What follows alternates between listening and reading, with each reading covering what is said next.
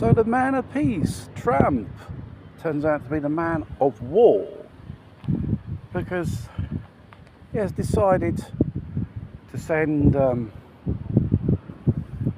arms, weaponry through NATO to Ukraine. While the European Union has said that there will be mandatory stockpiling of every item, whether it's fuel, food, medicine, whatever things which they say they need to front a so-called scenario crisis of war or catastrophe or apocalypse or something like that.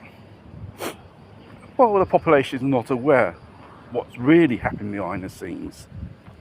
It seems like this war is more like ramping up instead of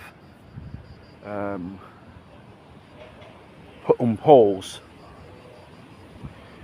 And the fact is, it won't be Ukrainians who are manning these F-16s, it'll be NATO's mercenaries and so on.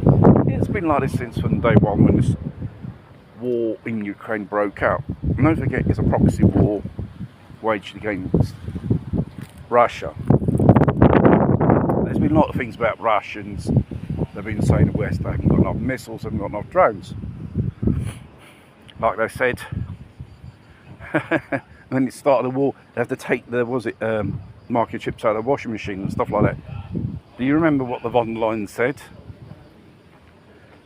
I think it's more like the West. They're not prepared to face a full-scale war against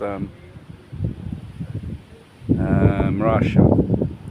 It looks like the Chinese are joining in as well as with Iran, now in Europe.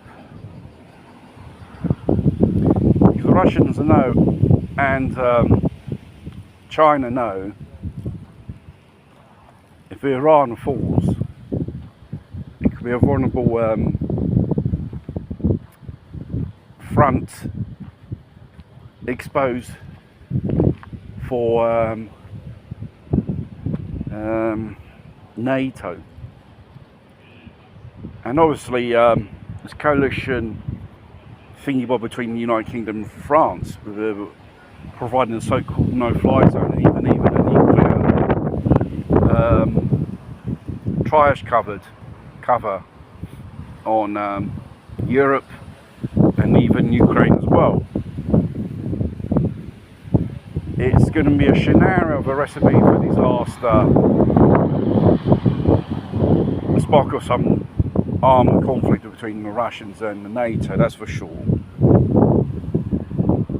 And as for other events in the world, various scenarios, it's, you know,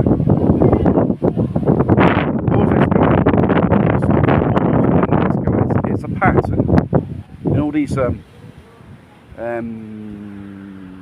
global crises which is undergoing, and probably those yet to have to begin.